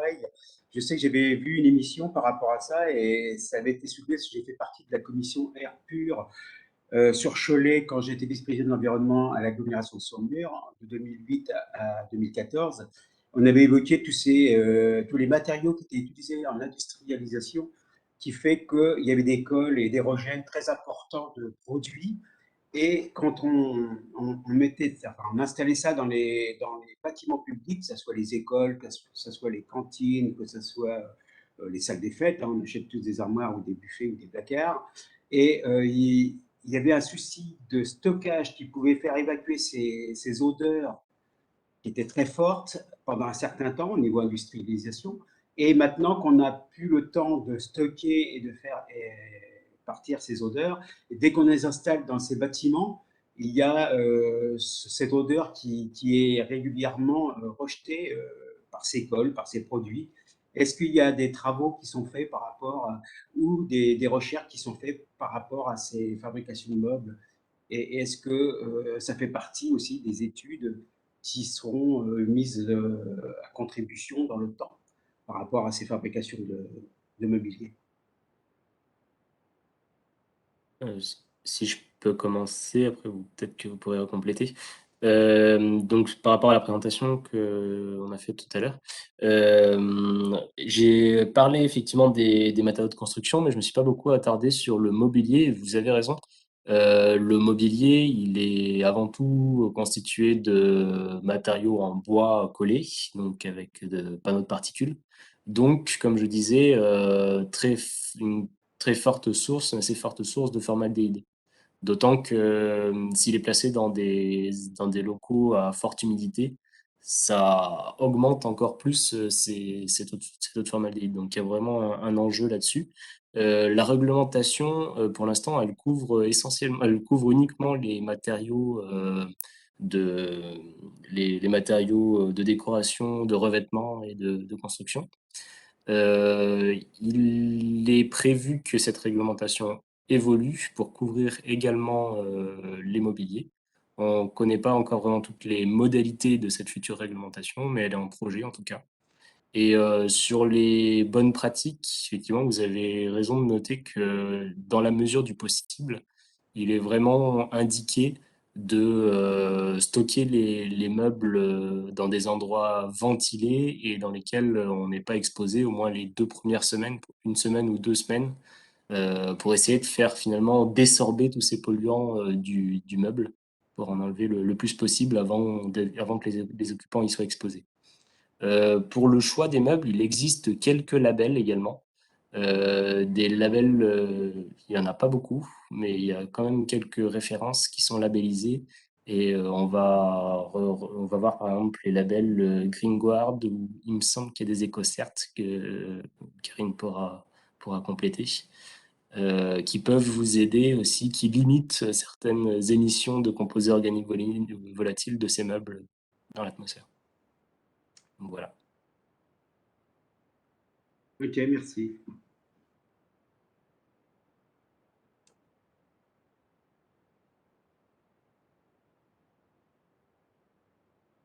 Pour compléter, peut-être sur le mobilier, il y a le FCBA, hein, qui est la fédération sur le bois et les mobiliers, en fait, qui travaille aussi en fait, à l'amélioration de tous les meubles et toutes les colles qui sont utilisées pour qu'elles soient de moins en moins émettrices en polluants. Donc, on voit de plus en plus en fait, de colles qui, à la base, étaient à base de formaldéhyde, donc on parle de colle uréformol, phénolformol, qui sont remplacées par des colles polyuréthane, donc qui sont beaucoup moins émettrices de polluants. Merci Karine. Avant de redonner la parole à Anatole Michaud et à Sophie Métayer, je vais prendre la dernière question qui est pour l'ADEME de Monsieur Rivière, à savoir si l'appel à projet prendra en compte le changement de réglementation prévu en 2023. Vous voulez dire la réglementation, laquelle pour les écoles, c'est ça, la nouvelle réglementation dans les ERP? Je pense que c'était dans cette orientation-là, oui, la question. Ah, Oui, c'est pour parce que la temporalité de l'appel à projet et du changement de réglementation est assez proche, quoi. C'était pour. J'imagine que effectivement l'accompagnement par l'ADEME pourra peut-être anticiper la mise en place de la réglementation pour pas que les projets des collectivités ne soient plus en phase avec la future réglementation. Alors déjà, enfin, dans les appels à projets ACTER, tout ce qui est réglementaire, en fait, on ne finance pas tout ce qui est réglementaire. Maintenant, si c'est pour appréhender une future réglementation ou mettre Oui, en place des choses, voilà, là, ça. c'était Je ça. te laisse, Chantal, je parle. Non, non, mais si, tu as raison. C'est-à-dire que c'est vrai que, en fait, nous, on n'a pas le droit de vous aider si c'est pour vous mettre en règle avec la réglementation. On n'a pas le droit de vous aider. Si par exemple le PCAET est obligatoire, eh ben, vous n'avez pas d'aide pour faire le PCAET parce que c'est un truc réglementaire, vous devez le faire. On n'aide que des choses qui sont à côté parce que vous allez plus loin, parce que vous réfléchissez à des questions et que vous voulez améliorer la qualité de l'air. Mais si c'est pour se mettre en règle, il n'y a pas d'aide possible. Voilà. Mais si la réglementation n'est pas encore là et que vous anticipez, là, on peut jouer un rôle. C'est une règle qui vient d'Europe, ça, je crois d'ailleurs. Enfin, peu importe, mais on n'a pas le droit de vous aider pour vous mettre en règle. C'est pour toutes les. Enfin voilà, c'est plus large que l'ADEME elle-même, que le sujet de la transition écologique. Bien, merci beaucoup. Oui. Oui, Olga, Frédéric Bardot. Oui. Oui, on a beaucoup parlé des dispositions constructives, effectivement, pour améliorer la qualité de l'air à l'intérieur des ERT. On n'a pas beaucoup parlé des usages et de l'exploitation après au niveau des bâtiments, notamment pour des choses très terre à terre, hein, mais sur les prestations de ménage, par exemple, l'entretien, avec la nécessité également d'avoir des produits qui soient type écolabel ou autre, hein, qui soient utilisés par les prestataires qui peuvent concerner les mairies. C'est vrai que récemment, là, on a lancé un marché assez important au niveau de l'ensemble des équipements communautaires avec des prescriptions particulières auprès des différents candidats pour utiliser des produits justement visant à réduire les pollutions par le biais des différents produits qui pouvaient utiliser pour le nettoyage des locaux, voire pour le nettoyage des vitres. Donc, bon, c'est juste un retour un peu d'expérience et je ne sais pas si l'ADEME a mis en place des prescriptions particulières ou des guides Oui. spécifiques, mais c'est vrai que pour l'ensemble des collectivités, ça peut être un sujet important pour les aider à mettre en place des marchés de prestations de ménage, disons justement à terme, hein, d'éviter d'avoir des produits qui soient rapportés à l'intérieur et qui soient non conformes, quoi. On a des rapports d'études sur le sujet, sur les produits d'entretien en général, et dans le cadre des colères que je vous ai présentées, il y a l'aspect produit d'entretien, comment choisir dans le cas d'un appel d'offres le produit le moins émissif possible. Oui, oui, vous avez des choses, mais j'essaierai de compléter la présentation avec différentes études hors Acter, et puis faire le lien avec justement la famille de produits d'entretien. Euh, tout ce qui est soin. Il y a vraiment, oui, vous avez raison. Il y a d'une part l'aspect constructif, mais il y a d'autre part l'usage qui est à plus long terme. Donc il y a tout l'aspect maintenance qui met en jeu, les produits qu'on va utiliser, d'où les fournitures scolaires, les produits d'entretien, lorsqu'on rénove, voilà, quels produits utiliser les moins émissifs. Donc oui, oui, il y a tout cet aspect-là à prendre en compte. Et RP Lalor se tient aussi à votre disposition pour effectuer peut-être un diagnostic en fait des produits d'entretien qui sont actuellement utilisés au sein de la collectivité et pour faire de la préconisation derrière, hein. On a aussi, nous, de notre côté, certaines préconisations, enfin je dirais des bons gestes ou des choses qu'on voit dans certaines autres collectivités qui fonctionnent ou qui ne fonctionnent pas, qu'on peut vous retransmettre.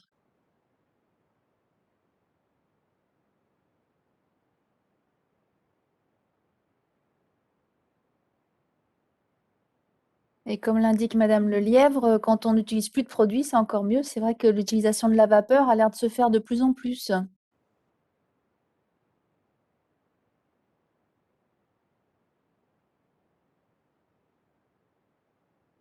Ah oui, il y a Ouais, moins de tout à fait. COV là. C'est un bon moyen également de nettoyer. On n'est pas forcément obligé toujours de désinfecter, par exemple. Désinfection, enfin, là, en l'occurrence, avec le Covid ou en cas d'épidémie, ça peut être important, mais en règle générale, on ne conseille pas du tout de la désinfection systématique. Et même en dehors de ça, il y a, comme vous le disiez, la vapeur ou la microfibre qui peuvent être des bonnes alternatives aux produits chimiques pour le nettoyage. Dans Ça tous les remet en cas, je cause pense- toute. Dans tous les cas, la stratégie vis-à-vis de la qualité de l'air intérieur, c'est de limiter toutes les sources en fait de pollution. Donc, dès l'instant où on va utiliser moins de produits chimiques, que ce soit pour le ménage ou dans les matériaux, etc., ça sera une bonne solution pour limiter les risques sur la santé après. Et puis après, une fois qu'on limite les sources de pollution, on ventile, on aère autant qu'on peut, hein, le maximum, avec un minimum de 2 fois par jour. Et puis, voilà, je dirais que c'est les 2 stratégies les plus efficaces vis-à-vis de la qualité de l'air intérieur. Et ce que je voulais juste faire comme remarque, c'est que ça remet en cause un peu l'idée qu'on peut avoir ce que c'est propre, ça sent bon, quoi. Mais c'est ancré hein, dans des pratiques, c'est culturel aussi. Hein. Il y a C'est des autres. essentiel, ça, effectivement. Pardon? C'est essentiel. L'assimilation, c'est propre, ou comme la nature propre aussi. Voilà. Oui, mais c'est une construction culturelle qui est liée aussi au fait que sur le marché sont arrivés tout un tas de produits et on nous a vanté les mérites en disant ça sent le propre. Hein, donc, en fait, on est en train de se rendre compte qu'en fait, bon, il y a une partie de cette chimie qui nous fait pas forcément du bien. Donc, faut rétro-pédaler. Et, ce qui était rassurant pour nous quand ça sent le propre, en fait, voilà, il faut changer sans être trop anxiogène non plus. Hein, il faut arriver à trouver des solutions. Mais effectivement, la vapeur, c'est une bonne piste. Mais c'est pour ça que dans le cadre des marchés, il est important de laisser les candidats proposer des solutions alternatives, hein, comme vous l'avez évoqué, les microfibres, la vapeur, etc., qui peuvent nous orienter vers des pistes ou la mise en place de solutions auxquelles on n'a pas forcément pensé, mais qui répondent au même objectif, hein, en termes de nettoyage des locaux. Voilà, enfin, c'était juste une petite aparté sur la partie problématique nettoyage, mais qui, je pense, peut intéresser également les communes. Moi, c'est plutôt en termes de maintenance, au niveau des filtres qu'il peut y avoir, sur les ventilations et cetera. Souvent on installe, mais parfois on ne Après, on laisse un peu de côté ce suivi, cette maintenance. Alors après, Ça, c'est un gros sujet. c'est aussi des fois, enfin, c'est vrai que dans les communes où il y a aussi peu d'agents, enfin, il faut connaître aussi. Enfin, des fois, je pense que c'est peut-être pas forcément évident. Voilà, il y a une technicité. Voilà, donc, quelles sont les pistes là ou les suggestions que vous pouvez nous faire? Ça dépend des systèmes que vous avez. Si c'est des systèmes compliqués, en effet, il vaut mieux faire appel à une maintenance extérieure, enfin un contrat de maintenance avec un bureau d'études sur le sujet. Et maintenant, si c'est des choses un peu plus simples, peut-être une formation du personnel technique des collectivités, une sensibilisation sur le sujet. Voilà. Je pense que ça dépend bah, après, ça dépend de la stratégie que vous voulez faire. Soit vous voulez tout faire avec un bureau d'études, soit en fonction de la technicité du système de ventilation, si ça peut se faire par les techniciens de la collectivité d'agglo de Saumur, ça peut être fait dans ce cadre-là et en leur faisant une sensibilisation. C'est ce qui s'est passé dans le projet CALE que je voulais vous le présenter, dans les lycées, justement par la région normande. Ça permettait de mettre en place un module de formation technique de tous les techniciens qui géraient les lycées au niveau du conseil régional. Et dans la formation qui est proposée par RP Loire, c'est un petit peu ça aussi, hein. L'idée, c'est vraiment de rendre autonomes les services techniques. Je disais sur soit la maintenance, en fait, l'exploitation des bâtiments, mais c'est vraiment sur le sens global du bâtiment depuis la conception jusqu'à son exploitation, quoi. Jean-Pierre Antoine, par rapport à ce que vous dites, il y a quand même une grosse responsabilité par rapport aux agents. Je sais que nous, dans les ERP, on a des contrôles tous les 5 ans pour ouvrir au public par les pompiers et les services de l'État et qui nous donnent l'autorisation. Donc, il y a le service incendie, il y a l'électricité qui doit être contrôlée, il y a la hotte aspirante et ventilation. Donc, il y a des services spéciaux qui sont là pour remplir le registre de sécurité. D'où la difficulté, ce que vous dites, des agents territoriaux de notre collectivité, de nos collectivités qui doivent contrôler ça après. C'est une grosse responsabilité s'il y avait un problème d'infection ou de respiration de produits très dangereux. Enfin, je pense que le maire là aurait des gros problèmes ou le directeur selon ce qu'on a à gérer. Il y a quand même des formations très spécifiques par rapport à ça. Et qui c'est qui signe le document à la fin pour avoir cette responsabilité et donner cette autorisation? Je pense qu'il y aura du travail à faire derrière tout ça et faire très attention qui c'est qui signera le registre de sécurité. Là encore, hein, vous avez raison, après, ça dépend des systèmes de ventilation qui sont actuellement installés. Et dans les établissements, ça peut être parfois, on observe qu'il y a beaucoup d'écoles dans lesquelles il n'y a pas de système de ventilation tout court, en fait. Et c'est pour ça on observe aussi, en fait, des concentrations en CO2 importantes, la présence de moisissures. Et je dirais que voilà, il y a des premières étapes aussi dans ces établissements où il faut remettre de la ventilation. Et parfois, il faut mieux des systèmes qui soient simples et facilement maintenables plutôt que de se lancer sur des doubles flux, des CTA avec beaucoup de filtres, avec ce qu'on appelle des équipements high-tech sur lesquels on n'a pas ni le budget ni les ressources techniques pour après maintenir en fait ces systèmes et avoir des bonnes performances. Donc voilà, parfois il faut revenir au simple et au basique. Après, la ventilation, c'est un sujet compliqué même, soit j'ai plus le chiffre en tête, mais chez les particuliers, le taux de ventilation qui fonctionne pas est énorme, hein. 1 sur 2. Oui, Voilà. 50%. Oui. Ouais. Soit une mauvaise conception, soit une mauvaise installation, soit...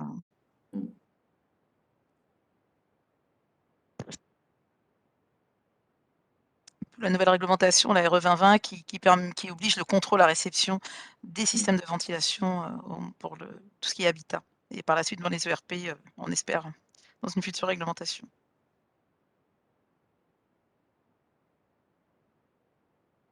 On avait effectivement vu des établissements qui avaient fait une rénovation thermique, enfin, des établissements scolaires, alors c'était privé et public, hein, mais et dans les fenêtres, par exemple, il y avait pas d'entrée d'air, hein, donc il y avait un défaut, hein, lié à un mauvais conseil, hein, de l'artisan, enfin du professionnel du bâtiment. Et effectivement, déjà rétablir par un simple contrôle cette circulation d'air, parce que la rénovation thermique avait bloqué toutes les entrées d'air parasites des anciennes jouisseries. Donc, il y avait une bonne ventilation naturelle qui se faisait avant, et après, ça se transformait effectivement en problématique liée à un défaut de conception. Donc, sans aller jusqu'à des systèmes compliqués, effectivement, une vérification des dispositifs permet de rétablir une situation qui pouvait entraîner des problèmes de santé dans la communauté éducative. En plus, si dans cette collectivité, il y avait du radon, on a Et puis une augmentation du taux de radon par la suite après cette rénovation. Et ça transformait l'établissement en pompe à radon, effectivement, qui était mis en dépression. Et c'est là qu'on rejoint l'idée de SWAT de mélanger, de mettre autour de la table à la fois des services techniques, des services de santé. La qualité de l'air, elle est vraiment à la croisée de beaucoup de chemins. Et je pense aux dispositifs que nous soutenons par ailleurs, qui sont les conseillers en énergie partagée, que vous connaissez peut-être, et qui, eux, sont plutôt qui sont dans le domaine du bâtiment, de la rénovation. Donc, toutes les questions de ventilation, normalement, ils les ont bien en tête. Et soit de temps en temps, elles les forment à la qualité de l'air à l'intérieur. Voilà, mais c'est vrai que c'est des expertises encheminées. Il n'y a pas forcément de lien suffisant entre ces différents écosystèmes. Mais c'est nécessaire de les créer, de jeter des ponts entre ces différentes expertises. Parce que c'est vrai que faire de la rénovation énergétique isolée à mort et pas travailler au même niveau la ventilation, c'est vraiment un gros sujet, hein. Un gros problème. On voit dans les formations qu'on donne que dans les collectivités, souvent c'est apprécié qu'autour de la table, on ait vraiment tous les services de la petite enfance au service achat,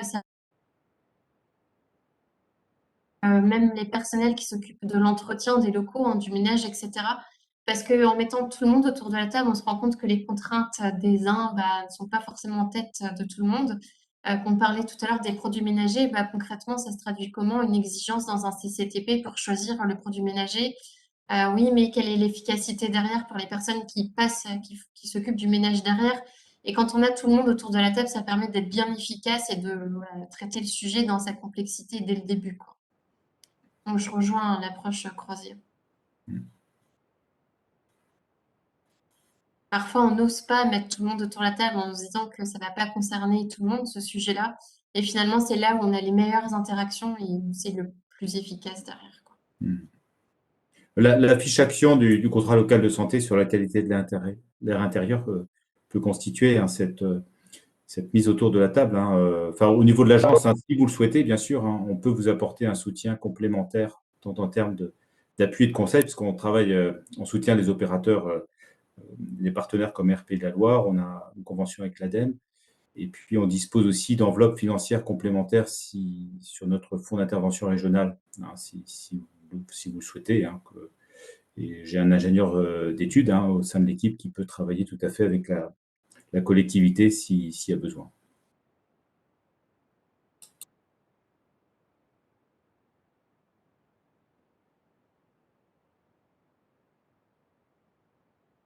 Madame Métayer a pris des notes, donc elle a bien entendu. Voilà, j'ai noté que ce qui concernait le CLS, bien évidemment, j'ai oublié tout le reste.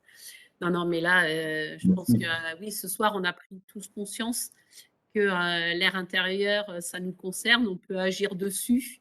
Donc, dans le contrat local de santé, bien évidemment, ça a toute sa place. On peut tous y participer à toute échelle. Moi aussi, il y a quelque chose que j'ai beaucoup retenu.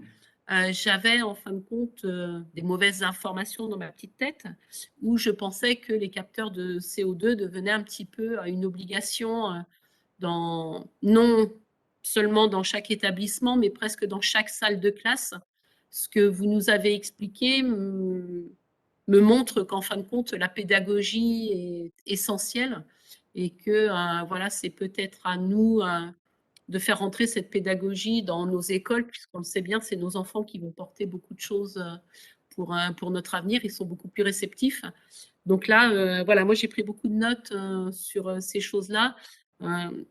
Étant sur les politiques sociales, santé, famille, on cherche des petits sujets comme ça qui peuvent concerner nos 45 communes, des petites choses à mettre en place. Donc là, Monsieur Rivière, bien évidemment, je vais vous recontacter. Voilà, et puis qu'on puisse tous ensemble faire avancer les choses pour un air plus sain dans tous nos établissements avec apparemment des petites choses déjà très simples à mettre en place. Voilà pour ma part. En tous les cas, moi, c'était très intéressant. J'ai appris énormément de choses. Et en fin de compte, j'ai déculpabilisé de ne pas avoir tous ces petits capteurs dans toutes mes salles. Voilà. Et vous pouvez aller, du coup, tirer un fil vers les parents aussi en communiquant Voilà. envers eux. Parce que les Oui. parents, c'est une façon de les sensibiliser et d'accompagner vos citoyens, les citoyens des territoires aussi à travailler sur la qualité de l'air de leur logement. Ça les intéressera. En fait, la qualité de l'air intérieur, je trouve, moi qui ne suis pas comme Swad que sur la QAI, mais je vois aussi la qualité de l'air extérieur. Ce qui est assez gratifiant avec la qualité de l'air intérieur, c'est qu'on a des solutions. Déjà, on ouvre les fenêtres, ça va mieux. Il y a des choses qui vont mieux, pas tout. Swad va me dire, oh là là, qu'est-ce que je dis. Mais déjà, on peut faire baisser le CO2. Alors que la qualité de l'air extérieur, quand on est sur le trafic routier, tout ça, c'est plus lourd, c'est plus compliqué, on ne mesure pas l'effet directement de nos actions, vous voyez? Et donc là, c'est quand même, alors il y a plein de choses à faire sur la qualité de l'air extérieur, c'est pas ce que je veux dire, mais ce qui est très gratifiant avec le QAI, c'est que hop, d'un coup, vous éteignez la bougie, pof, c'est terminé, il n'y a plus de source. Donc il y a vraiment des trucs qu'on peut faire. Et en plus, les écoles, ben, on sait bien que derrière, il y a des enfants, c'est une façon, vous nous le dites, c'est la génération de demain. Et puis, il y a même des parents qui peuvent bouger des lignes. Donc, c'est vraiment intéressant, quoi.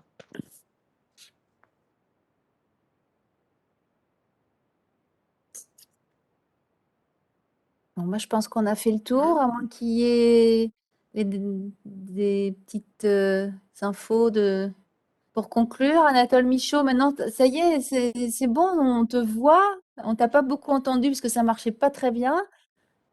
Est-ce que tu veux nous faire part de... Non? Si vous m'entendez, j'ai juste envie de vous remercier à tous d'être présents. Tu m'entends pas? Si, super. Si, on t'entend. Donc, juste vous remercier tous d'être présents et d'avoir pris ce bol d'air. On a pu prendre un bon bol d'air ensemble, mais maintenant, effectivement, ça va nous faire réfléchir sur tous nos fonctionnements dans tous nos ERP. Donc, c'est tout, ce sera le mot de la fin, à condition que vous ayez attrapé tous les mots. On a entendu. Mais est-ce que toi, tu as eu qu'un mot sur deux aussi? Oui? Si c'est le cas, on a enregistré, donc tu pourras te le... % à peu près. Bon. Alors, je vais finir à la place d'Anatole, qui pour une fois, tu m'excuseras Anatole, mais il y a quelque chose qui peut te clouer le bec, c'est la technologie. Excuse-moi, c'était obligatoire à dire. Mais voilà, je pense que c'était très intéressant pour tous. Et surtout, n'hésitez pas s'il y a besoin d'informations complémentaires, si on a besoin d'aller plus loin. Je pense que tout à l'heure, vous parliez qu'on avance en étant tous autour de la même table. Et bien voilà, des moments comme ce soir, c'est vrai que du coup, c'est un des avantages des webinaires, c'est que même si on habite loin, on peut être tous présents autour du même écran. Et ça permet d'avoir beaucoup d'informations, de pouvoir échanger relativement bien tous ensemble. Voilà, moi aussi, je vous remercie tous d'avoir été présents ce soir. Parce que souvent, on fait des petits webinaires, voilà. Selon le sujet, on n'a pas grand monde. Là, vu le nombre de personnes qui étaient inscrites, on se rend compte, là, on devient plus sérieux, que c'est quelque chose qui intéresse beaucoup de monde et puis qui nous inquiète aussi. Voilà, donc on va continuer à travailler tous ensemble dessus. Merci beaucoup à tous. Au revoir. Merci. Merci pour vos interventions. Merci. Bonne soirée à tous. Merci, au revoir. Merci, au revoir.